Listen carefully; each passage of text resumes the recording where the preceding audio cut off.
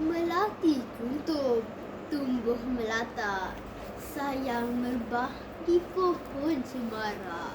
Salam sejahtera, mulanya kata, saya sembah pembuka bicara. Salam sejahtera dan salam Malaysia Madani.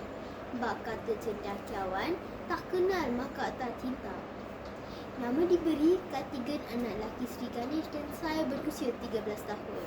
Saya sedang belajar di sebuah sekolah menengah di daerah Gombas, Selangor. Pada masa lapang, saya gemar memanfaatkan masa dengan membaca pelbagai jenis buku. Manakala cita-cita saya ialah ingin menjadi seorang doktor pakar bedah jantung. Saya berasa amat teruja untuk berkongsi mengenai sebuah buku motivasi yang telah saya baca, iaitu buku yang berjudul Self Love.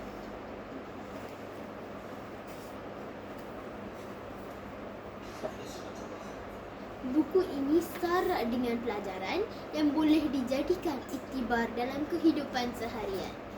Jadi ayo kita bersama-sama mengamati dan mendalami buku ini.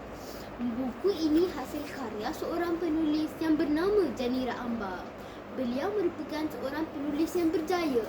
Beliau dilahirkan pada 20 Julai 1994. Buku yang diterbitkan oleh Open Bridge Publications ini pada tahun 2014 mempunyai 233 halaman yang bercetak dan mengandungi sisipan kandungan sebanyak 7 bab yang akan saya simpulkan sebentar lagi. Hasil karya buku ini diilhamkan daripada kata khidmat oleh Byron Katie, iaitu Do you want to meet the love of your life? Look in the mirror. Yang bermaksud, adakah kamu mahu bertemu cinta hidupmu? Lihatlah dirimu dalam cermin. Buku yang berjudul Self Love ini ditulis sebagai panduan motivasi supaya pembaca dapat membina keyakinan diri. Mungkin kita memerlukan satu proses. Ya, sememangnya. Bagi mencapai titik kesedaran, kita memerlukan proses dan sasaran hidup. Semakin cepat kita mencintai diri sendiri, semakin banyak kejayaan yang boleh dicapai. Persoalannya, adakah dengan mencintai diri sendiri membuat kita menjadi seorang narsisis? Tidak. Tidak sama sekali. Mencintai diri sendiri dan narsisisme pula mempunyai maksud yang berbeza. Mencintai diri sendiri bermaksud keprihatinan terhadap diri, selalu memaafkan diri dan menerima diri seadanya.